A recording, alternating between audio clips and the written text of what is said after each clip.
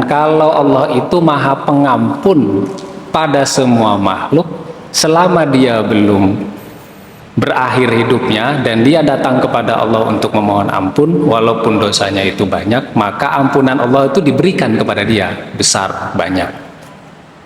Ya.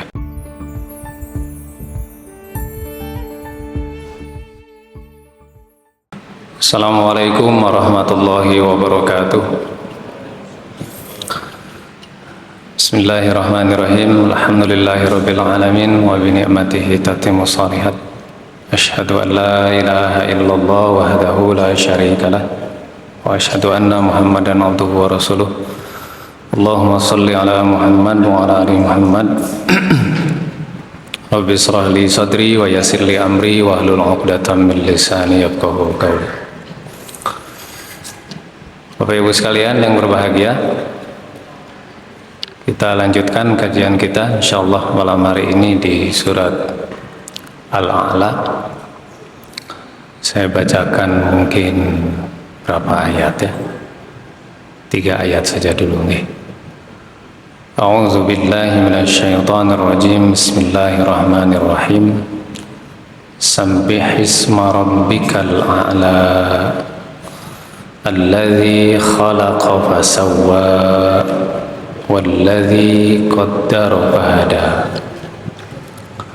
Kita 3 ayat dulu, mudah-mudahan sampai pada waktunya nanti.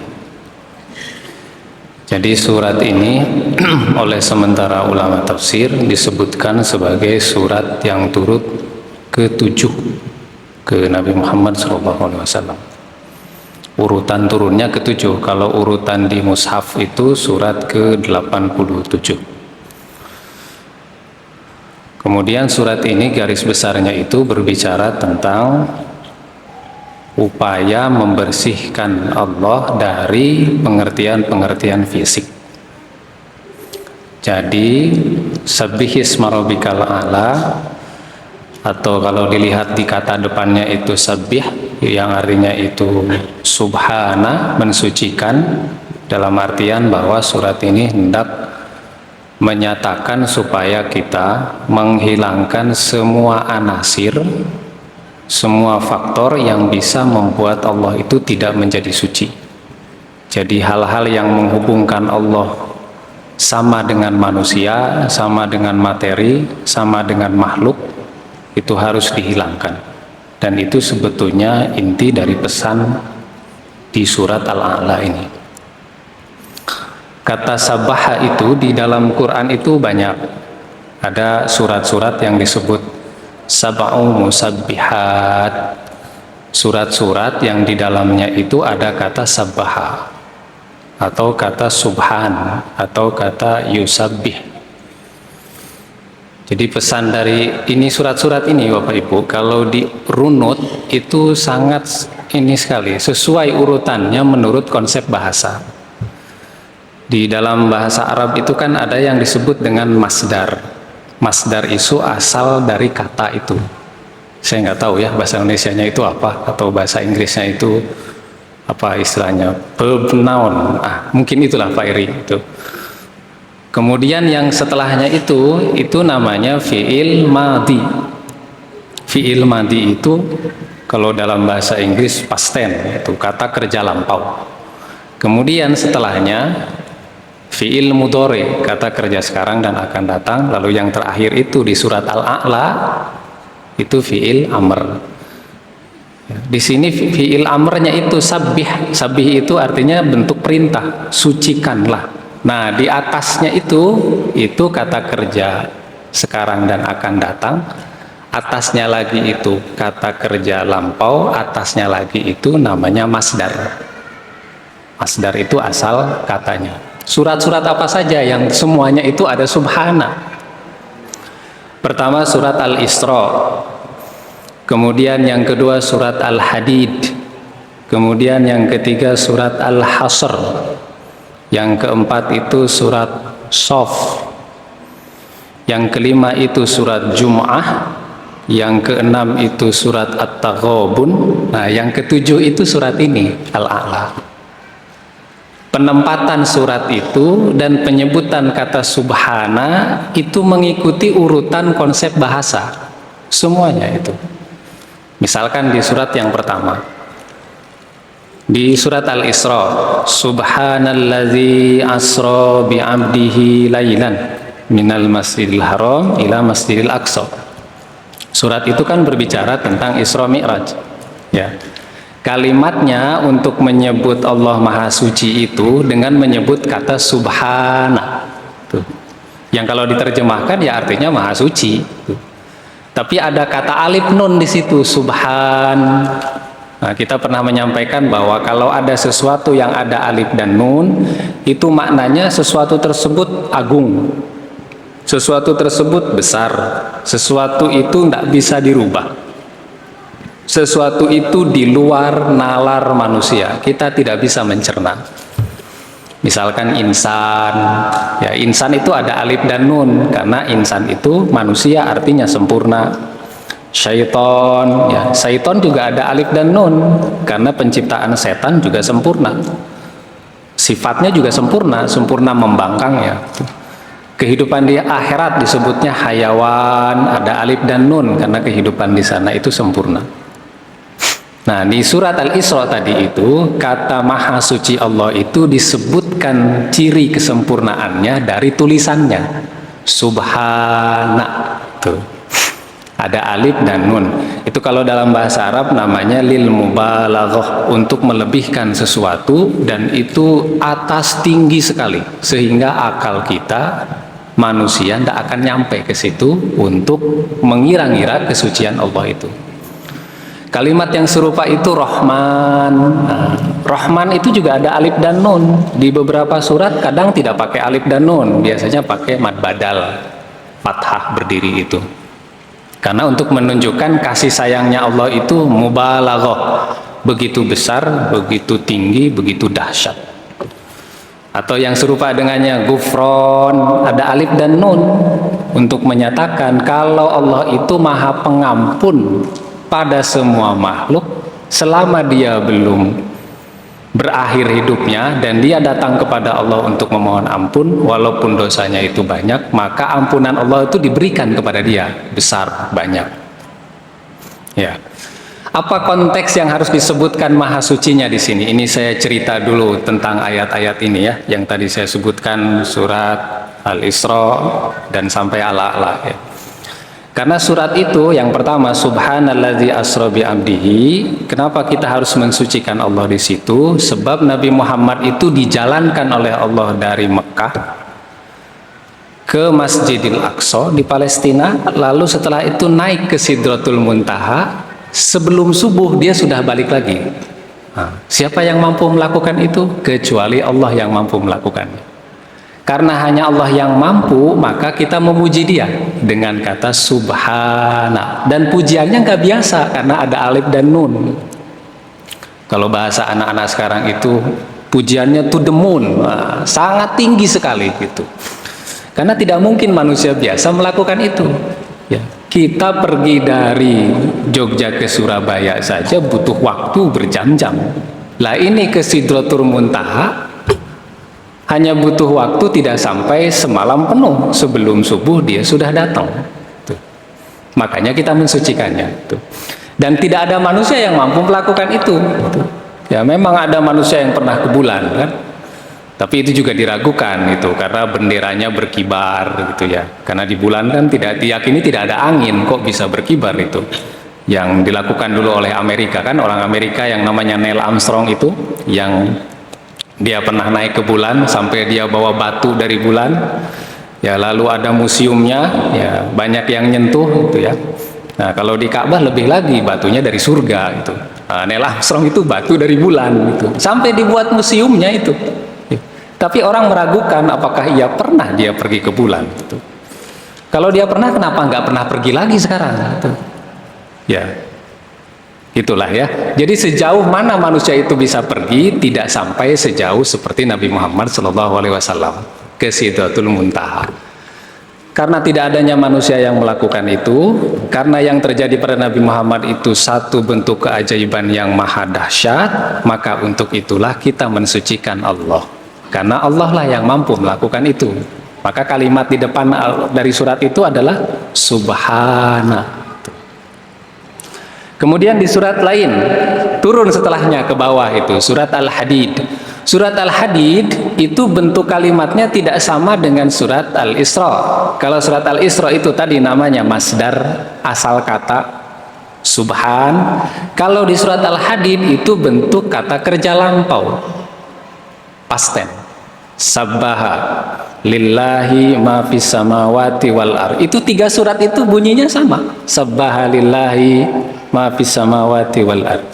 Sabbaha lillahi ma fis samawati wal ardh. Surat Al-Hadid itu, Al-Hadid kan secara bahasa artinya besi.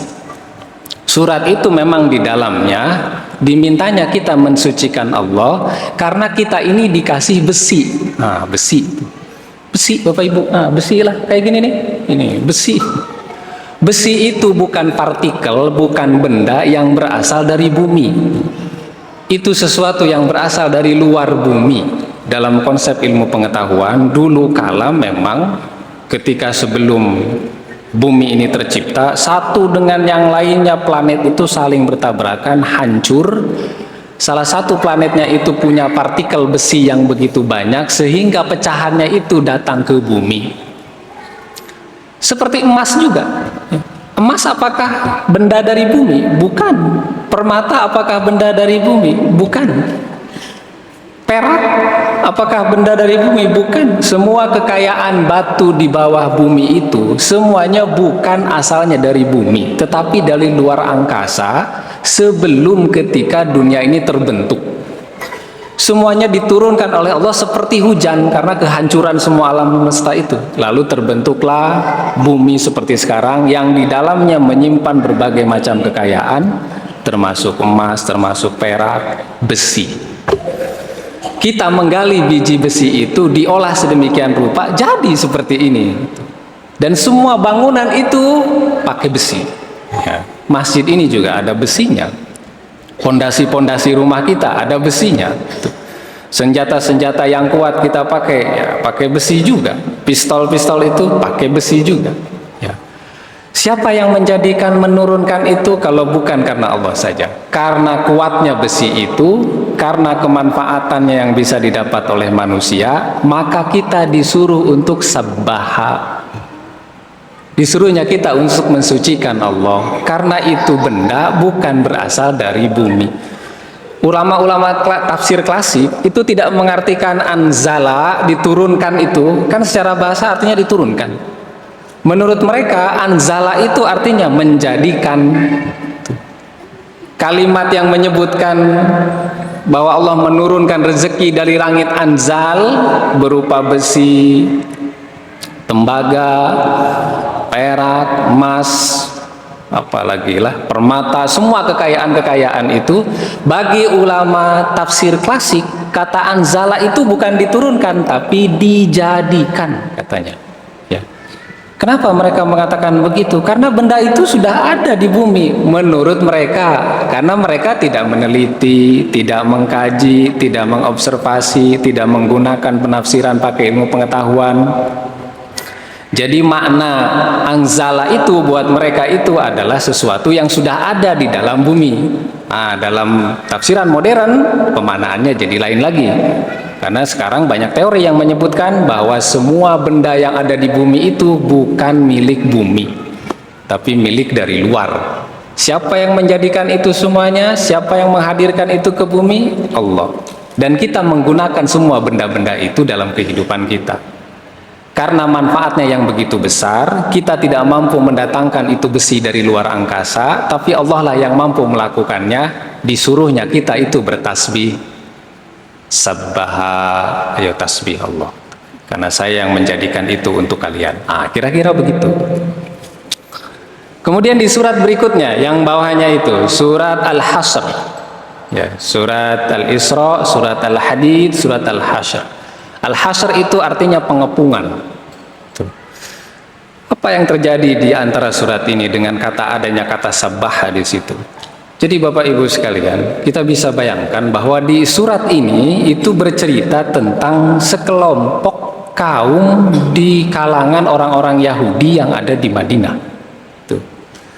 Salah satunya adalah Bani Nadir. Ada beberapa kaum di Madinah itu, ada disebut Bani Nadir, ada Bani Aus, ada Bani Qainuqa, ada Bani Khadraj, ada ada satu lagi itu, ada 5 Bani Yahudi di situ. Kaum yang sering kali berperang itu namanya Bani Nadir dan Bani Aus. Sebelum Nabi itu hadir ke sana, mereka itu suka berperang satu dengan yang lainnya. Suku yang lain, suku Khadraj, Qainuqa, itu mendukung salah satu di antara suku ini. Ya, karena ada 5 suku, 2 suku mendukung yang Nadir, 1 suku lagi mendukung Bani Aus. Kalau mereka berperang, mereka selalu mengatakan, "Ya Rabbi, turunkan kepada kami Nabi yang akan memenangkan peperangan kami ini." Datang Rasulullah dari Mekah ke Yasrib, dulu namanya masih Yasrib, ke Madinah, mendamaikan mereka semua. Para agamawannya, rabainya, ustadznya, kira-kira begitulah. Ketika Nabi Muhammad itu datang, mereka sudah tahu ini tuh Nabi ini orang ini Nabi. Karena dia mampu mendamaikan mereka semua, dan itu hanya bisa dilakukan oleh seorang Nabi. Dan bukan cuma mendamaikan, membuat kesepakatan. Yang kesepakatan itu tertulis dalam Piagam Madinah, yang di dalamnya satu dengan yang lain tidak akan mengganggu, tidak akan menyerang, selalu damai dan mau saling bantu-membantu. Sewaktu para rabainya itu, agamawannya itu melihat Nabi Muhammad SAW, mereka sudah yakin ini Nabi, tapi mereka tidak mau mengakui. Bahkan mereka memberikan apa istilahnya ya, supaya orang itu jangan mendengarkan Nabi Muhammad itu. Ya. Pokoknya dia melakukan tipu daya supaya orang-orang Yahudi ini jangan dengarkan apa yang dikatakan oleh Rasulullah. Karena bisa bahaya posisi mereka, nanti tergantikan oleh Rasulullah. Ya. Hidup berdampingan dalam waktu yang sangat lama, karena mereka belum yakin terjadi peperangan antara Nabi Muhammad dengan kafir Quraisy. Perangnya yaitu Perang Badar, itu perang yang pertama. Mereka yakin Nabi Muhammad itu kalah. Tiba-tiba Nabi Muhammad datang membawa kemenangan, makin ragu mereka ini untuk mengingkari. Wah, menang rupanya. Sedikit demi sedikit di antara mereka ada yang mulai mengenal Islam lebih dalam, ikut dengan Nabi Muhammad, menjadi mu'alaf, termasuk beberapa para agamawannya. Tapi itu tidak cukup juga untuk meyakinkan mereka. Tiba peperangan yang kedua, Perang Uhud. Kalah Nabi Muhammad dengan pasukannya. Lalu Bani Nadir punya rencana lain. Pergi dia ke kaum musyrik Arab. Mereka kemudian bersekutu dengan musyrik Arab itu dan mengatakan, "Saya teman kalian. Saya sebetulnya tidak suka dengan Muhammad dan orang-orangnya itu. Saya dengan kalian, saya ikut kalian. Kalian menang, kita punya aliansi bersama." Tuh. Nabi Muhammad tahu itu, tetapi dibiarkan sama dia, dimaafkan itu. Sampai satu peristiwa terjadi pembunuhan sahabat Nabi. Dan ketika itu semua orang harus memberikan dendanya atas pembunuhan tersebut, termasuk Bani Nadir. Datanglah Nabi Muhammad, Ali bin Abi Thalib, Abu Bakar Siddiq, diterima oleh mereka. Tapi mereka diterimanya itu di benteng, luar bentengnya. Bani Nadir ini salah satu kaum Yahudi di Madinah yang amat sangat kuat. Mereka punya pertahanan begitu rapat sekali. Nabi Muhammad diterima di luar benteng itu, bukan di dalam. Karena dia sudah tidak suka dengan Nabi Muhammad, dia juga berencana untuk membunuh Nabi Muhammad. Sebelum Nabi Muhammad itu datang, dia sudah menyuruh orang untuk naik ke atas benteng, bawa batu besar, timpakan kepada Nabi. Tapi syukurnya malaikat Jibril memberitahu itu kepada Nabi Muhammad, "Kamu mau dibunuh." Batu dilemparkan dari atas, keluar dari situ. Pergi Nabi Muhammad bertemu dengan sahabat-sahabatnya, dikepung itu benteng tersebut selama 10 hari. Dan Nabi Muhammad memberikan waktu kepada mereka 10 hari. Setelah 10 hari mereka keluar, mereka harus pergi dari Madinah ke Syam. Ya. Diusir ke Syam itu orang-orang Yahudi itu. Tapi karena Nabi tidak bisa menembus ke dalam benteng, dia tidak bisa ngapa-ngapain. Cuma Bani Nadir ini punya kebun di luar benteng. Kebunnya itu kebun kurma semua. Dalam peperangan itu akhlaknya Nabi dan Islam itu, kalau sedang melakukan peperangan jangan memotong pohon, menebang pohon tidak boleh, dan itu termasuk dosa. Kemudian jangan membunuh wanita, tidak boleh membunuh anak-anak, orang tua yang lemah dan tidak ikut dalam peperangan tidak boleh dibunuh. Akhlaknya Islam itu dalam perang pun dipakai. Nah sekarang peperangan hancur-hancuran, gedung dihancur-hancurin, orang yang nggak ada urusannya sama perang hancur-hancur semua. Tapi karena kondisinya memang memaksa Nabi untuk mereka supaya keluar, akhirnya dipotong, ditebang itu pohon kurma itu. Tapi tidak semua, sebagiannya, dan mereka melihat itu dan mereka ketakutan. Wa qazafa fi qulubihimur ru'ba. Mereka sebetulnya kalau keluar lalu bawa senjata berperang dengan Nabi Muhammad dan pasukannya, kalah Nabi itu. Kalah karena tidak sebanding kekuatannya dengan mereka. Tapi mereka menjadi takut. Yang membuatnya mereka takut kepada Nabi, Allah. Wa qazafa fi qulubihimur ru'ba. Allah memberikan kepada mereka itu rasa takut. Takut pohon kurmanya itu ditebang semua. Itu makanan kita itu. Kalau itu habis gimana kita makanin? Takut dia hilang makanannya. Keluar mereka akhirnya menyerah. Karena menyerahnya mereka itu, maka disuruhnya kita itu bertasbih. Siapa yang melakukan itu? Tanpa peperangan apapun, tanpa Nabi Muhammad ngangkat senjata, tanpa dia bawa senjata berarti kalau dia melawan orang-orang Bani Nadir itu kalah. Tanpa ada pertumpahan darah, Bani Nadirnya itu yang nyerah kepada Nabi Muhammad. Dan Nabi kemudian mengatakan kepada mereka, sekarang kalian pergi dari Madinah, pergi ke Syam sana, tapi syaratnya boleh bawa semua harta kalian, tapi hanya boleh dibawa oleh satu unta. Nah, satu unta bawa semua hartanya. Tidak mungkin, mereka juga tidak mau. Saking pelitnya, akhirnya mereka bakar semua rumah-rumah yang ada di dalam benteng itu. Yang mereka tinggalkan itu hanya pedang. Jumlahnya sekitar 340 sampai 360. Saking pelitnya tuh orang-orang Yahudi tuh. Ya, ini yang harus diwaspadai ini ya, Bapak Ibu ini. Ini orang Israel sekarang sedang bikin perdamaian kan untuk Gaza itu. Ini sudah terjadi sejak masa lalu. Dia bikin hal serupa juga. Akhirnya mereka menikam dari belakang. Sudah gitu diboikot sama Nabi itu. Pohon kurmanya diboikot dan mereka ketakutan. Diusirlah oleh Rasulullah.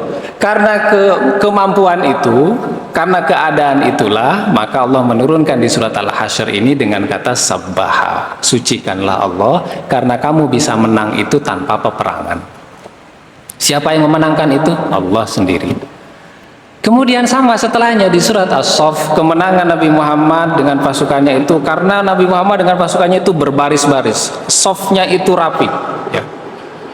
Karena di antara salah satu kehebatan Nabi Muhammad itu juga mengatur pasukan itu. Yang digambarkan di situ itu berbaris-baris. Kemudian lari ke surat At-Taghabun, di surat Al-Jum'ah. Di surat Al-Jum'ah itu tidak menggunakan bentuk kata kerja lampau, menggunakannya kata kerja sekarang dan akan datang, yusabbih. Ya, disuruhnya kita bertasbih karena di antara waktu seminggu itu kita umat muslim diberikan kesempatan untuk bersama, untuk bersosial, untuk bergabung, diberikan satu hari raya. Agar kehidupan ini bukan hanya untuk milik kita pribadi, tetapi juga untuk semua orang. Kita dimintanya memperhatikan kehidupan pribadi dan juga memperhatikan kehidupan sosial. Puncaknya di surat At-Taghabun, di mana di surat itu akan nampak siapa yang nanti pembangkang di hadapan Allah, siapa yang akan diberikan nikmat di hadapan Allah itu. Dan karena keadilan Allah itulah, maka dimintanya juga umat muslim, umat mukmin untuk bertasbih kepada Allah, yusabbih. Karena peristiwa-peristiwa tadi di surat Al-Isra, Al-Hadid, Al-Hasyr, Saff, Jum'ah dan At-Taghabun, surat ini menyuruh kita dengan jelas dan terang-terangan, perintah betul, sabbih, sucikanlah Allah. Tuh. Jadi itu rangkaiannya itu. Jadi seluruh Quran itu Bapak Ibu, kalau diurut dari Al-Baqarah ya, sampai dengan An-Nas, semuanya akan terlihat ketersambungannya ya. Entah sampai kapan kita akan menyambungkan itu ya. Tapi ini beberapa surat saja sudah kelihatan tuh ketersambungan itu. Dan di akhirnya itu di surat ini sabbih.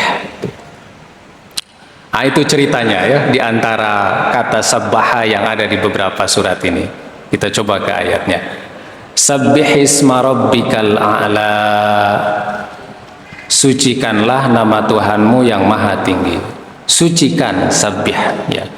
Asal kata sabbih atau kata sabaha itu artinya itu berenang atau ngambang. Sabaha itu ngambang. Ya, bisa juga maknanya itu berenang. Planet kita, galaksi-galaksi kita itu semuanya itu sabbaha, ngambang semua, dan dia tidak kemana-mana, konsisten di situ saja seperti bumi, ya, berputarnya di situ-situ aja, karena dia terus-terusan di situ, tidak melenceng ke kanan ke kiri dan tidak jauh dari pusat edarnya, dia disebut sabbaha. Orang yang berenang itu dalam bahasa Arab juga disebutnya sabbaha. Ya, yusabbih, tasbih itu juga artinya berenang. Itu dimasukkan ke sini juga. Ya. Kenapa dia masuknya ke mensucikan Allah? Nah, sifat orang berenang itu dia itu mengambang dan dia akan terus menjauh. Ya. Mengambang dan terus menjauh. Apa hubungannya dengan sucikanlah yang kita temukan di ayat ini? Allah itu dengan kemahakuasaan dan kemahaagungannya, dia harus dijauhkan dari sesuatu yang mirip dengan manusia. Gak boleh sama, harus beda, harus betul-betul amat sangat tinggi, harus jauh dari berbagai aspek, dari berbagai hal, tidak boleh disamakan, bahkan tidak boleh dikeluhkan. Dari sifat, dari af'al, dari zat, ya, seperti misalkan ya, ada orang misalkan dia sudah jualan lah, dia sudah berniaga itu, kemudian dia ditipu orang, dia rugi dalam jualannya, lalu dia berkata, ya Allah, kenapa saya rugi?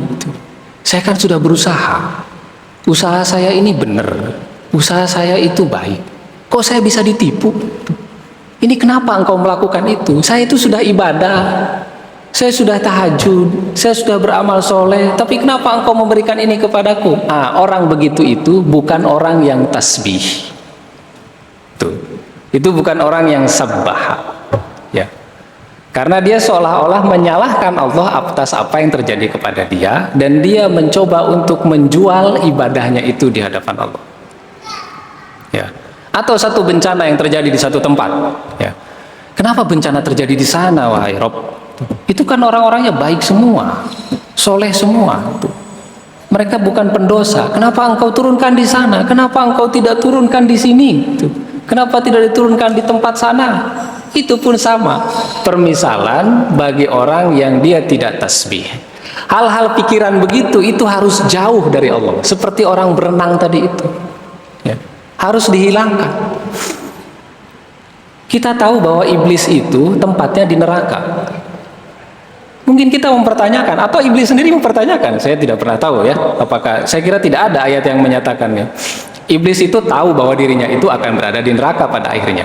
Tapi kenapa dia diciptakan kalau dia akhirnya di situ? Nah, pertanyaan kita kan begitu. Ya. Kenapa babi itu dibuat kalau akhirnya begitu? Sehingga muncul keraguan-keraguan kita kepada Allah Subhanahu wa taala dengan atas apa yang sudah dilakukannya. Ya. Siapa yang mau mempertanyakan kebijakan Allah? Siapa yang mau mempertanyakan perbuatan Allah? Akal kita itu tidak sampai. Kita tidak mampu memahami itu. Maka karena tidak mampu memahami itulah yang kita lakukan itu harusnya selalu bertasbih. Dan tasbih itu harus digandengkan dengan hamdu. Maka di surat An-Nasr kan fasabbih bihamdi. Sucikan dan puji. Nah, gitu, itu yang harusnya dilakukan kepada Allah itu. Bukan kalau bahasa manusia sekarang mengkritisi, gaya-gayaan kan. Pada orang aja kita mengkritisi susah, ini mengkritik Allah, mengkritik ciptaan, mengkritik pekerjaannya, apa yang dia sudah lakukan menurut manusia tertentu itu salah. Itu harusnya Allah itu begini, harusnya, coba itu Bapak Ibu. Ya. Menurut akal dia, dan itu sesuatu yang harusnya dijauhi. Karena Allah Maha Suci dari hal-hal yang demikian. Kan ada agama tertentu yang hanya bisa memuji, tetapi dia lupa untuk tanzih. Tanzih itu mensucikan Allah dari sesuatu yang sifatnya materi. Misalkan kalimat God bless you, apalagi puji Tuhan. Ya kan, itu kan hanya memuji-muji saja. Tetapi dilupakan bagaimana tasbihnya. Bagaimana tanzihnya? Bagaimana tanzihnya? Hilangkan hal-hal yang mematerikan Allah, yang menyamakan diri kita seperti yang menyamakan Allah seperti diri kita.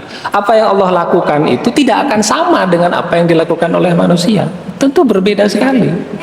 Nah, kalaulah demikian adanya, kalaulah kita tahu, maka apa yang terjadi pada diri kita, baikkah, burukkah, yang harusnya dikerjakan itu fasabih dan hamdu, itu saja.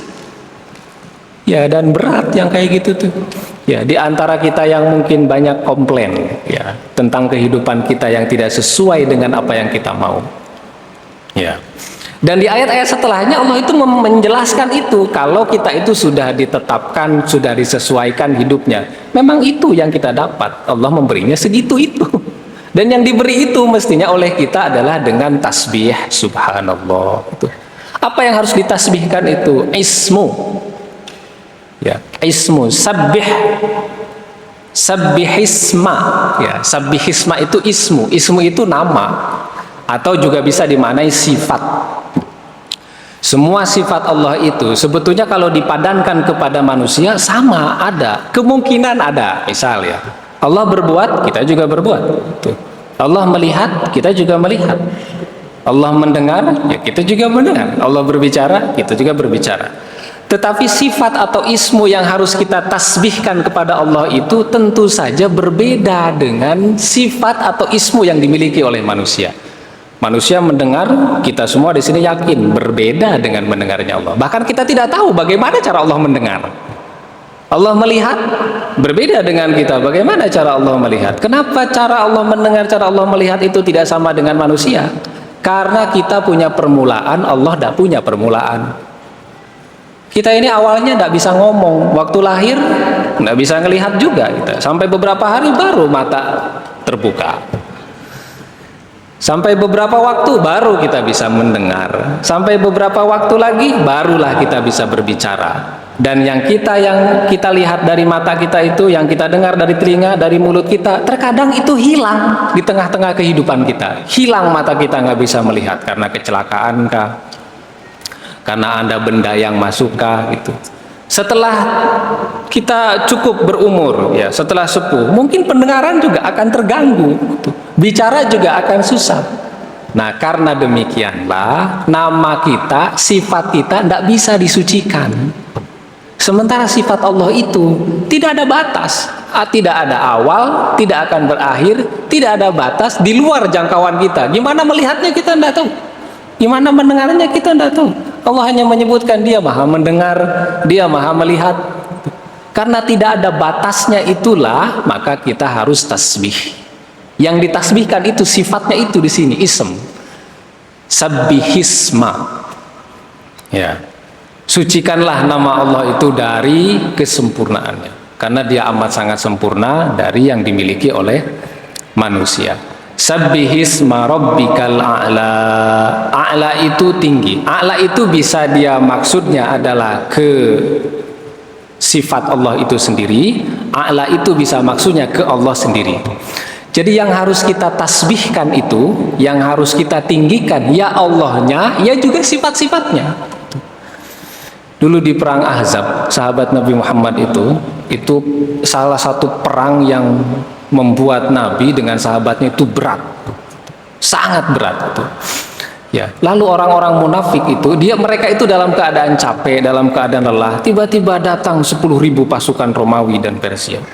Ya, dan mereka tidak bisa melakukan apapun. Ya, tidak bisa bangkit, tidak bisa berdiri, tidak bisa melakukan perlawanan. Berat sekali cobaan yang datang kepada mereka itu. Lalu orang-orang munafik itu berkata, ma wa'adanallah war rasul illa ghurura, kata dia. Allah itu bohong, tidak menjanjikan apapun kepada kita. Itu Muhammad sudah bohong, Allah sudah bohong. Katanya kita akan menguasai Romawi, katanya kita akan menguasai Persia. Yang ada ini hanya mimpi, delusi, angan-angan saja. Kita disuruhnya tetap berjuang, kita disuruhnya tetap melawan, kita kencing saja ketakutan. Nah, kata orang-orang munafik. Itu orang munafik tadi, kembali penjelasan awal tadi, dia tidak tasbih, dia tidak mensucikan Allah, dia tidak meninggikan Allah di situ. Ya, padahal Allah menyuruhnya apa? Sabbihisma rabbikal a'la. Jadi yang harus ditinggikan di sini adalah bukan hanya sekedar namanya Allah, tetapi yang harus ditinggikan juga adalah Allah itu sendiri.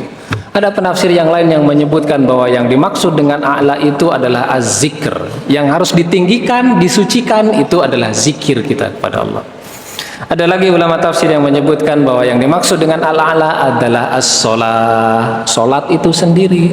Bagaimana cara kita tasbih kepada Allah? Bagaimana cara kita mensucikan Allah? Dengan sujud, dengan melaksanakan sholat. Jadi ini diantara beberapa makna dari sabbih itu apa, dan apa yang harus kita sucikan. Tadi dijelaskan bahwa dia bisa maknanya adalah sifat Allah itu sendiri, bisa bermakna Allah itu sendiri, dan bagaimana cara mensucikan Allah? Dengan zikir dan dengan sholat. Nah, rupanya kita hanya sampai ayat 1, Bapak Ibu. Saya kira itu, Bapak Ibu. Nanti kita lebih detailkan lagi di minggu depan, mudah-mudahan, insya Allah. Demikian saya kira yang bisa kita obrolkan, mudah-mudahan ini bermanfaat. Wallahu a'lam bishawab. Assalamualaikum warahmatullahi wabarakatuh.